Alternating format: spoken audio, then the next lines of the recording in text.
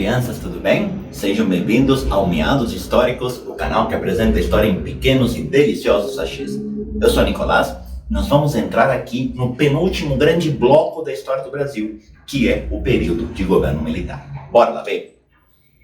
Quando a gente pensa nesse período de 20 anos de governo militar, nós precisamos lembrar um pouquinho do início. Afinal de contas, esse início ele vai dar a tônica do que vão ser principalmente os primeiros anos do governo.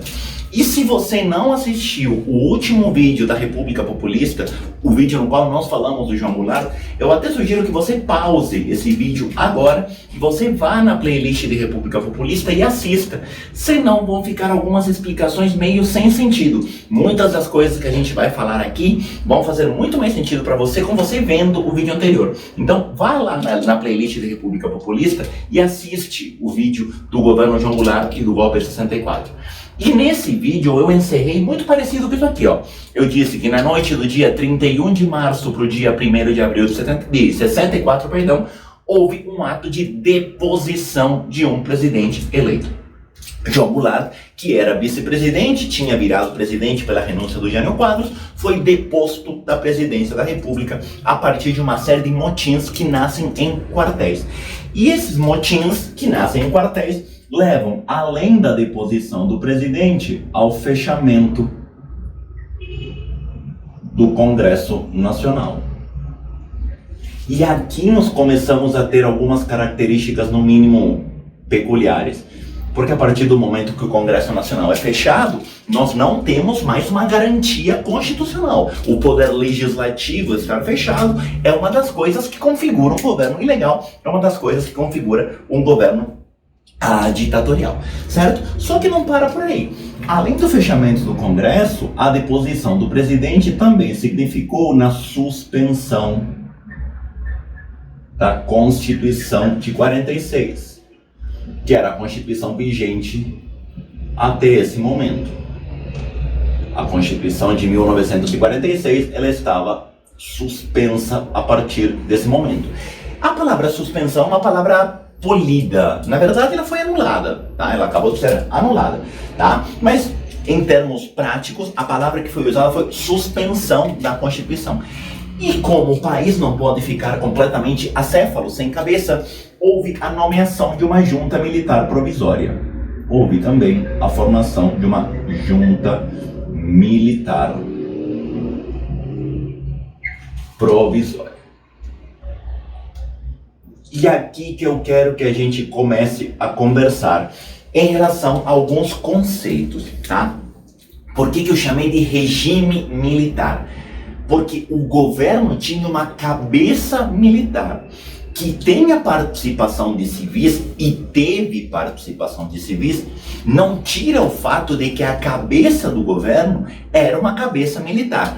Eu costumo comparar esse governo a um polvo. Alguns de vocês talvez já ouviram até essa expressão minha. Eu costumo comparar a um polvo. Nesse polvo, a cabeça do polvo é militar. Os braços, aquele monte de braço que o polvo tem, pode até ter participação civil, e tinha. Mas a cabeça, ela era militar. Por isso que eu te falo de um governo militar.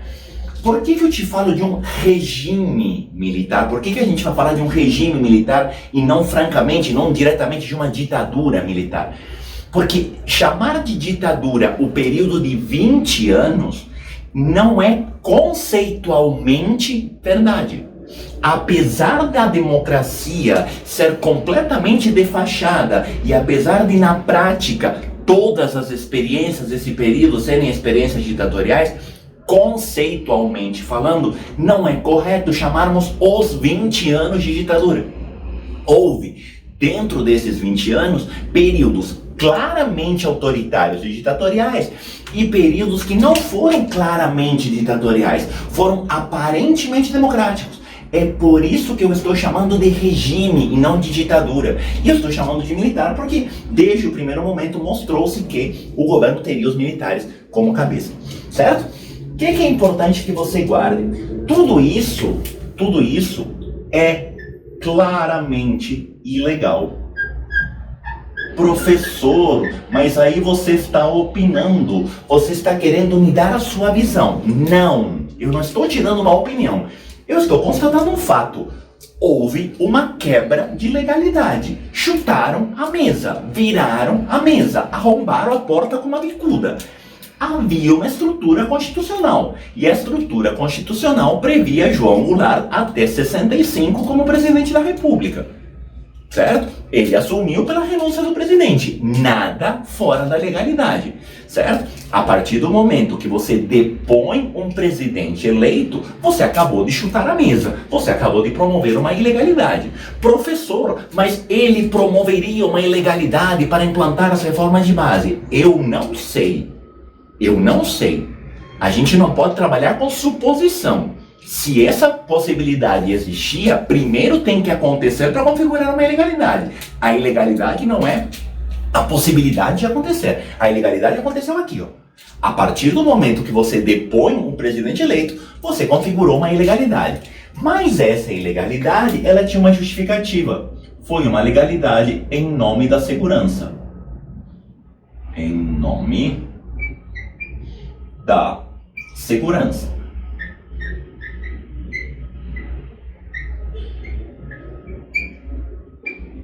E quando a gente fala de segurança, é muito importante lembrarmos daquela ideia dos Estados Unidos de que liberdade, democracia e capitalismo era uma coisa só. Se liberdade, democracia e capitalismo são uma coisa só, a partir do momento que João Goulart, na visão norte-americana, flerta com o socialismo, é uma quebra da democracia e é uma quebra da liberdade. Por isso que a gente vai falar, alguém vai dizer que isso aqui se dá em nome da segurança. Aliás, essa discussão aqui é a mesma discussão que eu usei no final do vídeo do João Goulart para chamar de golpe ou de revolução. O nome golpe configura o lado ilegal, quem chama de revolução está reforçando que isso se deu em nome da segurança. O fato é, a partir de 64, inicia-se um período de 20 anos, embora ninguém sabia que duraria 20 anos, e isso é uma coisa muito importante de você colocar na sua cabeça. A gente sabe hoje que durou 20 anos, mas isso foi sendo construído aos poucos. Ninguém chegou em 64, chutou a mesa e disse, vou ficar por 20 anos. A verdade é que não havia consenso nem mesmo dentro do exército de quanto tempo deveria durar esse governo. Nasce então um governo militar que vai andar sempre em prol de dois grandes objetivos. Primeiro objetivo, a ordem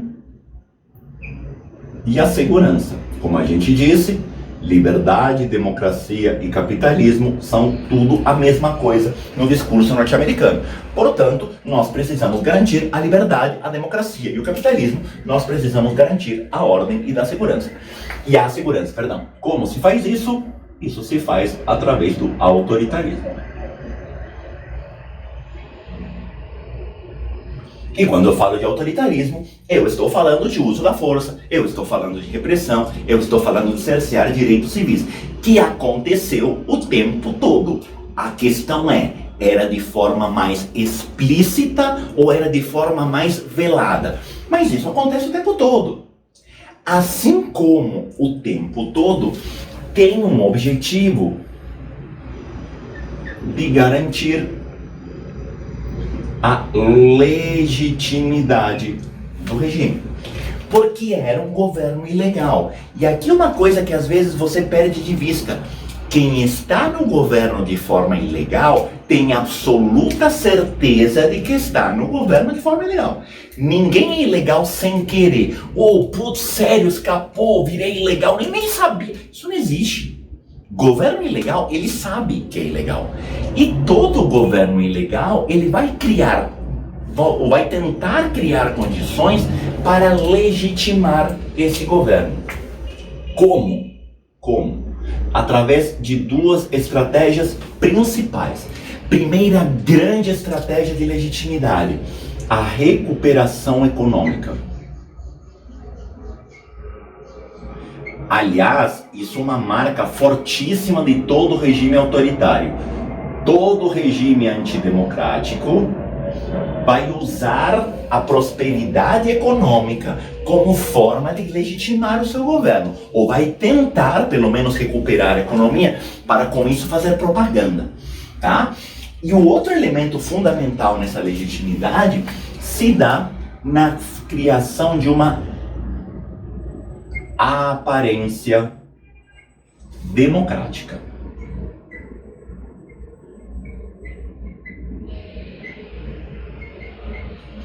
E aqui eu preciso voltar na justificativa de por que chamei de regime. Ditadura configura-se por 4 coisas: ausência de eleições, ausência de constituição, ausência de legislativo e ausência de oposição.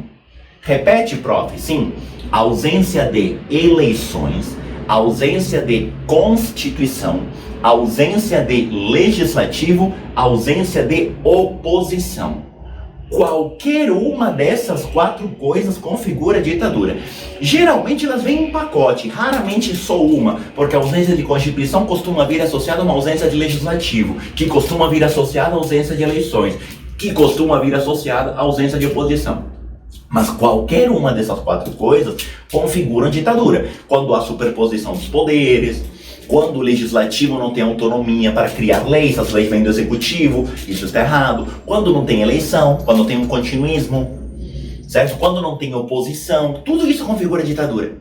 E é exatamente ali que o governo militar vai trabalhar para criar uma aparência democrática. E é por isso que eu te disse que não é correto dizer que houve 20 anos de ditadura. Porque esses 4 elementos que configuram a ditadura nem sempre estiveram presentes na teoria. Na prática, de fato, esse período é inteiramente autoritário. Mas esses 4 elementos que configuram ditadura nem sempre foram explícitos. E é por isso que, conceitualmente falando, a gente não pode dizer que houve 20 anos de ditadura. Conceitualmente falando, houve 20 anos de um regime autoritário, quase sempre ilegal, com uma fachada democrática, com uma aparência democrática. Como se dá essa aparência democrática? A partir da manipulação das leis.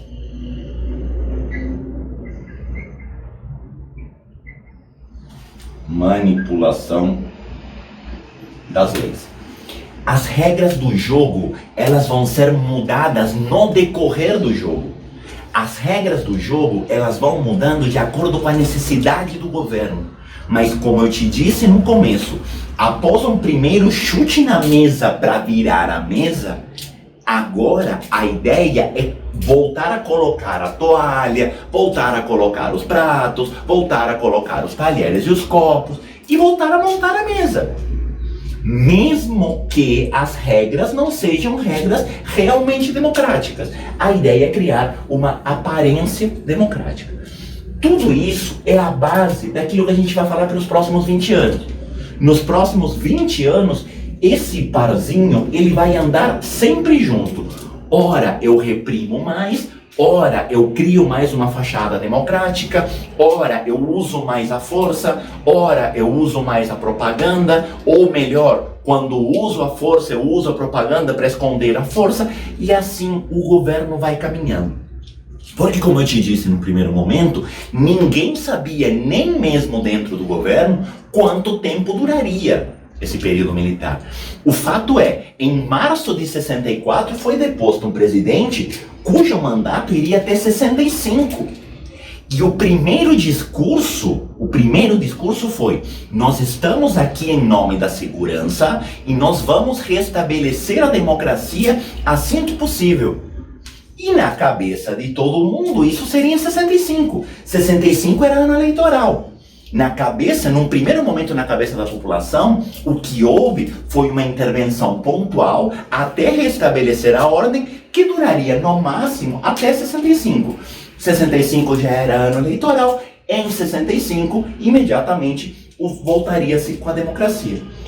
E o primeiro presidente eleito pela junta militar, porque essa junta militar provisória tem caráter legislativo e elege o primeiro presidente de forma indireta, chamado Castelo Branco, quando assumiu para ficar até 65.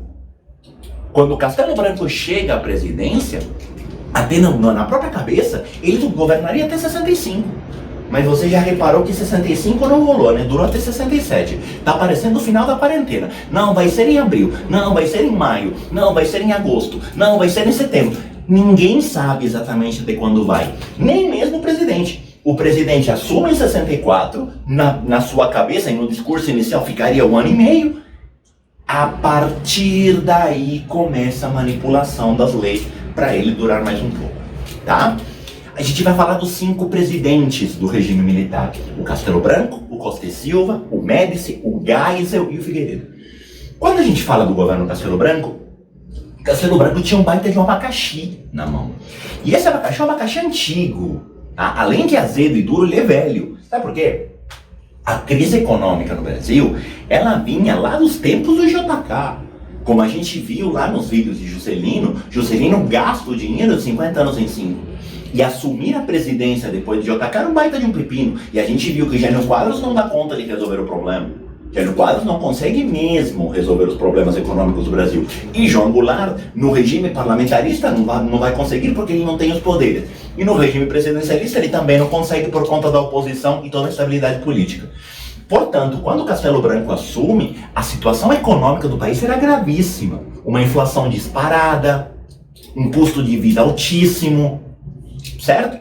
O que o presidente Castelo Branco, o que o governo militar na figura do Castelo Branco vai fazer? Vai tentar começar esse processo de recuperação econômica. Como eu te disse, recuperação econômica mascara ilegalidades. Recuperação econômica mascara regime antidemocrático. Lá vai o governo tentar recuperar economicamente o país através do PAEG, Plano ou Programa de Ação Econômica do Governo. E o PAEG, ele trabalha em 2 frentes. Primeira grande frente, a abertura econômica. Abertura econômica.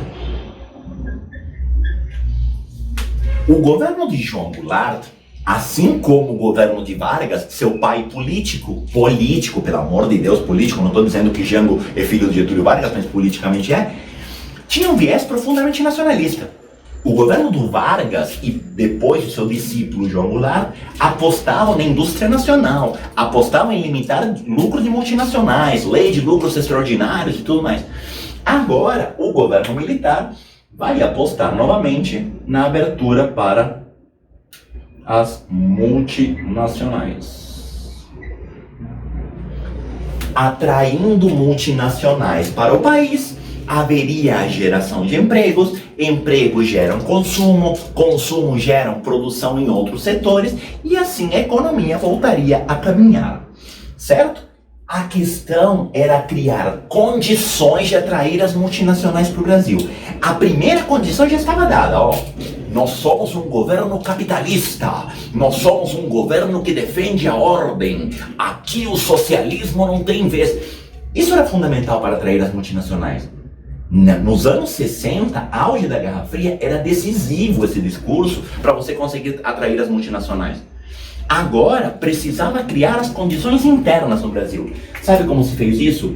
Através da flexibilização de leis trabalhistas. Flexibilização das leis trabalhistas.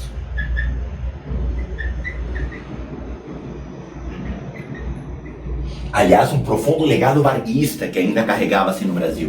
As leis trabalhistas que protegiam o trabalhador começam a ser flexibilizadas. Inclusive, coisas como a estabilidade no emprego, que era uma garantia. Você era obrigado, você receberia 12 salários como multa caso você fosse demitido. Isso acabou. E assim como o fim da estabilidade, outras leis trabalhistas foram progressivamente flexibilizadas, dando maior possibilidade de troca de funcionários, reduzindo os custos com a contratação de empregados, que é um dos grandes custos de qualquer empresa. Isso faz parte do quê? Da abertura econômica.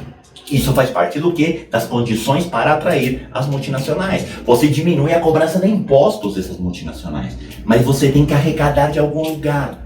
Porque você diminui os impostos das multinacionais, mas você precisa aumentar a arrecadação.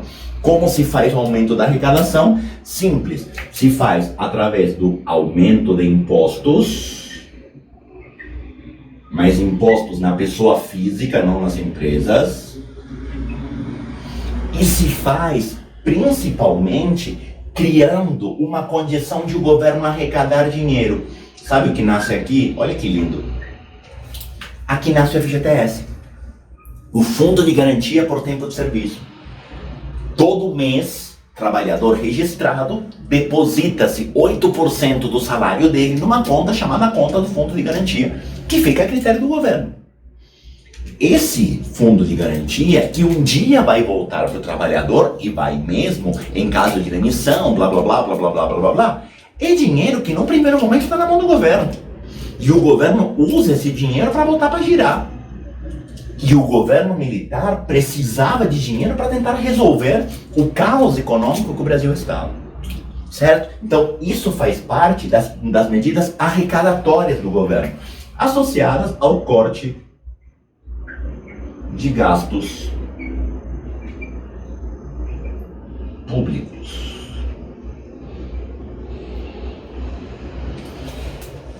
O que isso vai gerar na prática? Como toda medida de choque, num primeiro momento, isso gerou uma queda da inflação. A inflação, num primeiro momento, ela cai. A inflação, num primeiro momento, ela é controlada. Por quê? Porque a partir do momento que você diminui o poder de compra das pessoas, num primeiro momento você dá um choque e a inflação cai. E isso era muito importante para a propaganda. Só que na prática, o que o PAEG vai gerar é um violentíssimo processo de concentração de renda.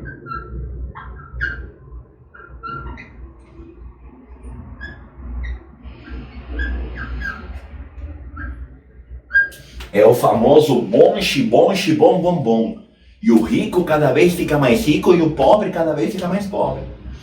Todas essas medidas econômicas fizeram com que a elite tecnocrata, a elite burguesa industrial se fortalecesse economicamente.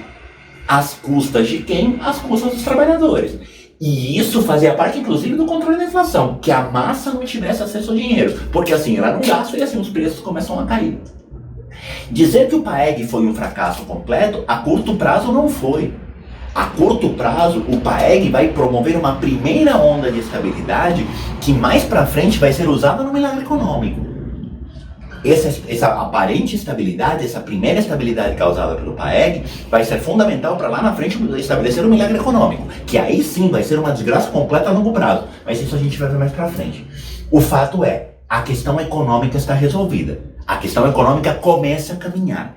Agora, em paralelo a essa questão econômica, a gente vai ver como que o governo militar trouxe à tona o seu projeto continuista, como o governo militar mudou as regras do jogo para se fortalecer e permanecer no poder.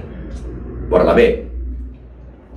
Você entendeu o início econômico do regime militar? Você entendeu o primeiro momento de chegada ao poder? E eu disse para vocês que junto com essa primeira chegada, esse chute na mesa, a partir do momento que eles chegam ao poder, cria-se o projeto de voltar a aparentar uma democracia. E a Constituição tinha sido suspensa junto com o golpe de 64. A Constituição de 46 foi suspensa com a chegada ao poder da junta militar e depois nem mesmo a eleição do Castelo Branco, de forma indireta, tinha voltado a uma constitucionalidade. O que começam a aparecer? Começam a aparecer os chamados atos institucionais, aqueles que a gente chama genericamente de AI. Atos institucionais são decretos com valor de lei. Atos institucionais são decretos com valor de lei, certo? E esses atos institucionais, eles começam a ter, então, valor legal. E o governo começa a agir e a governar a partir de atos institucionais, certo? Cuidado, não é a mesma coisa que medida provisória. Algumas pessoas fazem essa associação está completamente errada. O ato institucional ele tem um valor muito mais profundo do que uma medida provisória. Aqui nós estamos falando de um país sem Constituição, que basicamente vai ser governado através desses atos institucionais, que não vieram todos de uma vez. E aqui eu fiz questão de colocar as datas para você perceber como os atos institucionais eles vão mudando as regras do jogo aos poucos. Porque como eu te disse no primeiro vídeo, o próprio governo militar não tinha absoluta certeza de quanto tempo ficaria no poder. Não havia, em 31 de março de 64, um projeto consolidado de governo de 20 anos. Aliás, dentro do exército, dentro daqueles que estiveram à frente do golpe de 64, havia uma linha branda que defendia que esse governo militar deveria ser curto e devolver o país para os civis assim que a segurança estivesse garantida. Havia dentro do governo militar uma linha dura que defendia um continuismo maior. Castelo Branco, primeiro presidente militar, de certa forma ele está mais associado à linha branda. Castelo não tinha um projeto continuista. Castelo chega ao poder para ficar 1 ano e meio, acaba ficando 3 e acaba sendo responsável por esses 4 primeiros AIs. Isso não significa que o projeto pessoal dele fosse esse. Castelo não tinha muita convicção de que era necessário um governo militar tão longo. Lembrando que 65 seria ano de eleições. Poucos dias depois da eleição do Castelo Branco, estabelece-se o primeiro ato institucional, o chamado AI de número 1. O que o AI-1 estabelecia? Castelo Branco virou presidente da República com poderes acima do normal para um presidente democraticamente eleito. Uma das características do AI-1 era o aumento do poder presidencial. E dentre os poderes que o presidente ganhava, que não tinha até esse momento, estava um que é bastante problemático, que é a ideia de que o presidente pudesse decretar estado de sítio sem aprovação do Congresso Nacional. Sem aprovação do Congresso Nacional. Estado de sítio é uma prerrogativa do presidente desde que o Congresso Nacional aprove. Todo estado de sítio precisa passar por aprovação do Congresso. Afinal de contas, senão isso configura golpe, porque em estado de sítio, o Congresso, ele pode não funcionar.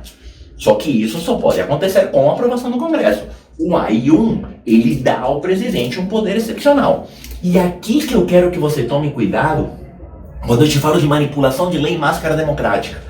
Em algum lugar do AI-1 fala que o Brasil vai ser estado de sítio? Não. Em algum lugar do AI-1 diz que o presidente vai decretar estado? Não. Em algum lugar do AI-1 fala que não vai ter Congresso? Não. O AI-1 estabelece que o presidente, chefe executivo, tem poderes que o colocam acima do legislativo, mas é um poder muito específico. Para bom entendedor, meia palavra basta. Em terra de saci, qualquer justiça voadora. É claro que isso é ilegal. É claro que isso é um poder antidemocrático. Mas, para aparência, para fachada, que nem sabe o que é estado de sítio, isso aqui só reforça a ideia de segurança. Se o presidente perceber uma ameaça, o presidente tem poderes excepcionais. Olha o salvacionismo. Olha aquele velho discurso salvacionista que vem lá do Hermes da Fonseca, na República Velha. Tudo bem? Além disso, o AI-1 permitia a cassação sumária de mandatos. Cassação sumária de mandatos. Antes que alguém me chame de analfabeto, cassar com 2 S está no sentido de anular. Se eu caço o poder de alguém, eu caço com 2 S. Caçar com C cedilha é de arco e flecha. Como ninguém saiu atirando flechada por aí, essa cassação de fato é com 2 S, tá? Não sou louco não. O que isso significa? Deputados, senadores, governadores, prefeitos poderiam ter o seu mandato sumariamente cassado. Quando eu digo sumariamente é por uma determinação que viesse do governo federal. Uma determinação executiva. Alô, política das salvações do Hermes da Fonseca, certo? O presidente tem a possibilidade, o executivo tem a possibilidade de cassar mandatos da oposição. E aqui de novo a manipulação da lei. O AI1 diz que não vai ter oposição? Não. O AI1 acaba com a oposição? Não. O AI1 diz que se a oposição encher o saco, o governo vai lá e caça o mandato do peão. Mas a oposição existe. O que é isso? Fachada democrática. Fachada democrática. Certo? Só que na sequência vem um ato institucional que quase deu problema. Porque em nome da ordem, veio o AI2 e estabeleceu o fim dos partidos políticos. Fim dos partidos. E aqui fedeu. Fim de partido político configura ditadura. Lembra? Não ter oposição configura ditadura. Opa! Temos que resolver isso. Como se resolve isso? Dias depois, estabelece-se o bipartidarismo. E aqui, o palhacinho do Twitter ataca novamente. Sabe por quê? Foram criados 2 partidos. E aí você vai me perguntar, Nicolás, mas como assim? 2 é mais do que 1. 1 é ditadura, 2 não. 2 tem oposição. Olha que lindo. Olha a fachada democrática. Criam-se 2 partidos. Um partido que era o partido do governo e um partido que era o partido da oposição. Partido do sim e partido do sim senhor. Certo? O partido do governo, o partido sempre vai votar aquilo que o governo quer. E o partido da oposição é uma oposição completamente fake. Sabe por quê? Porque eu posso caçar mandato.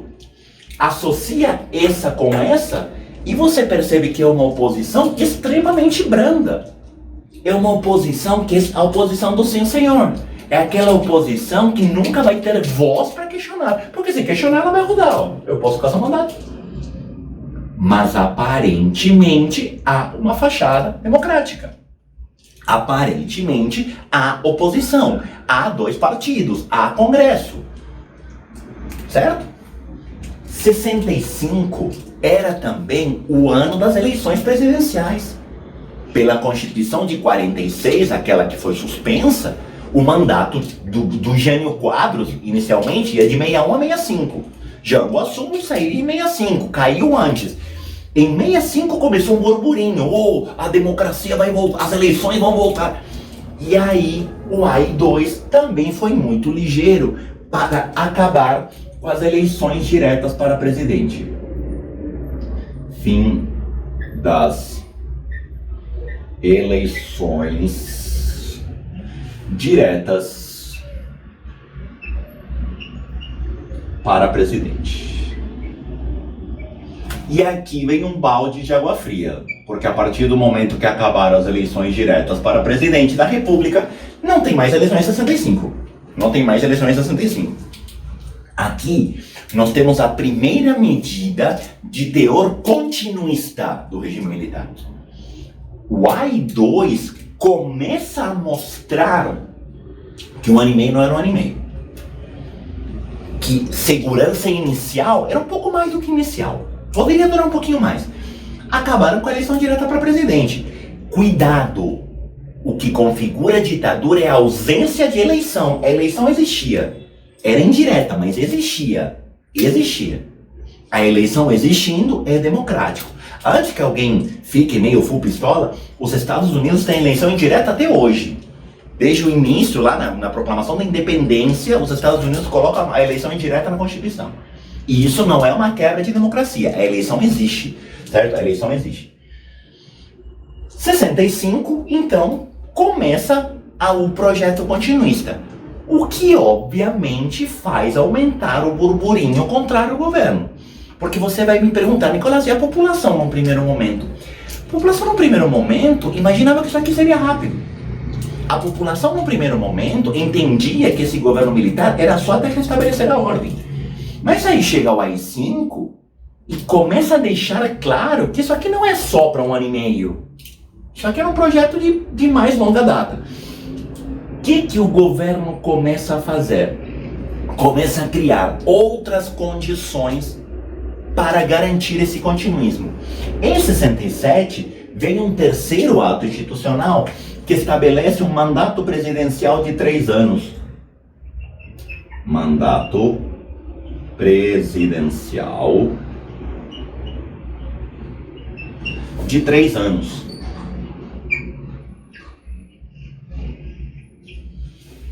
Ou seja, agora a gente já tem no mínimo, mais 3 anos, até 70, de governo presidencial indireto. Agora a eleição é sempre indireta. Mas havia um nó. E esse nó se chamavam governadores e prefeitos, que poderiam ser cassados, mas ainda eram eleitos pela população. E isso poderia gerar uma discórdia nacional, porque também não pega bem ficar caçando o tempo todo governador e prefeito. A lista de comunistas não pode ser atualizada todos os dias, gente. Então, era necessário conter essa oposição legal que começava a aparecer. E é aí que o AI-3 vai tomar uma das medidas mais polêmicas e ao mesmo tempo mais inteligentes dentro da lógica do governo militar, que foi estabelecer eleições indiretas para governador e prefeito.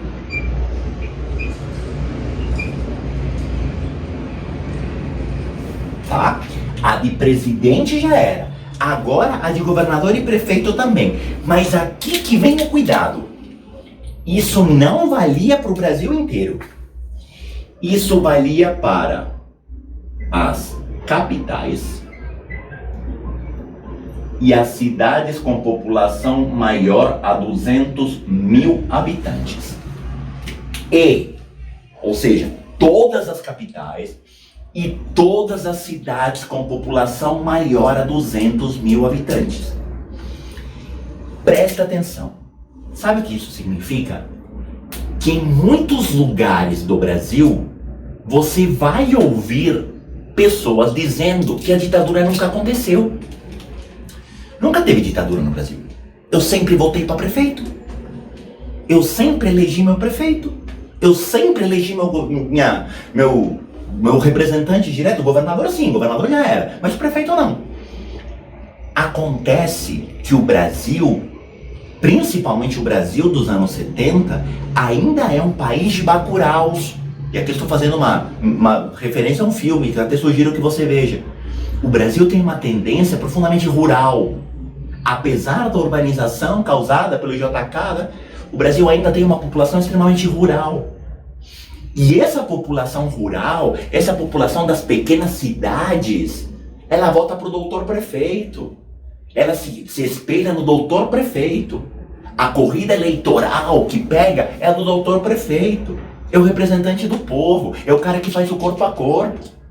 Lembrando que nós estamos numa época que não tem rede social, não tem live do presidente, certo? Não tem Twitter do governador, não tem coletiva de imprensa nessa abrangência que tem hoje. Então, a população mais afastada tem contato com o prefeito. E esse cara nunca parou de votar. Esse cara sempre votou. Esse cara é dos que vai olhar e vai, então, eu nunca parei de votar, por que você fala ditadura? Ditadura? Não, imagina, ditadura não. Sempre votei para prefeito. Aí 3, olha a jogada, olha a aparência democrática. Olha como se cria uma fachada, uma máscara de democracia muito profunda. Estava faltando um detalhe fundamental para essa máscara democrática. Temos eleições, temos oposição, temos Congresso, estava faltando a Constituição. Aí chega o AI-4. E o AI-4 é de novo o momento palhaço. É o momento que você escreve lá, há uma Constituição, e coloca um palhacinho ao lado. Por quê? O ato institucional número 4, ele promulga uma Constituição em regime de outorga. Hã? Então, o que é uma Constituição promulgada? Constituição promulgada é uma Constituição votada e aprovada por uma Assembleia Legislativa. O que o governo faz? Convoca uma Assembleia Legislativa. Essa Assembleia Legislativa foi formada por decreto. E por decreto tinha 70% de membros da Arena e 30% do MDB. Mas a Assembleia existia. Uma Assembleia formada por decreto promulga uma Constituição. Discute, vota e aprova uma Constituição. Sendo que a Assembleia era ampla maioria da arena. E aí nasce essa aberração aqui. Uma Constituição outorgada, promulgada, ou como eu gosto de chamar, promulgada em regime de outorga. Ela é promulgada porque foi aprovada, foi votada e aprovada. Mas na prática, o que houve foi uma imposição, porque a formação da Assembleia ela era uma total imposição. E essa Constituição, ela incorpora os AIs 1 a 4. Incorpora do AI 1 ao AI 4.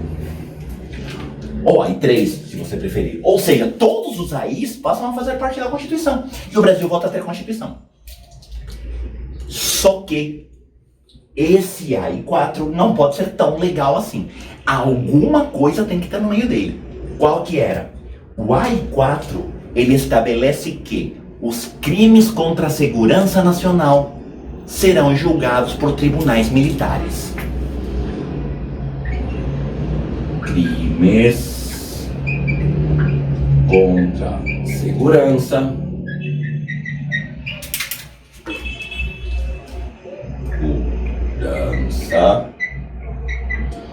julgados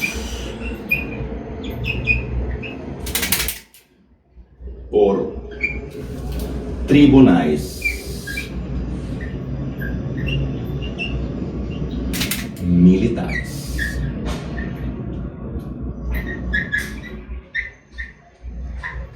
E aqui eu não estou fazendo um juízo de valor, tá? Eu não estou dizendo que há uma incapacidade, nada disso.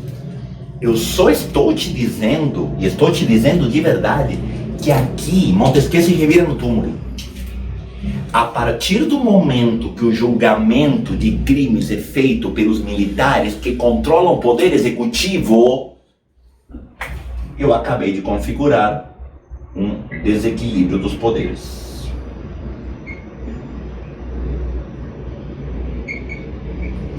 Eu acabei de configurar uma interferência do poder executivo, porque o executivo é controlado por militares, em cima do poder judiciário.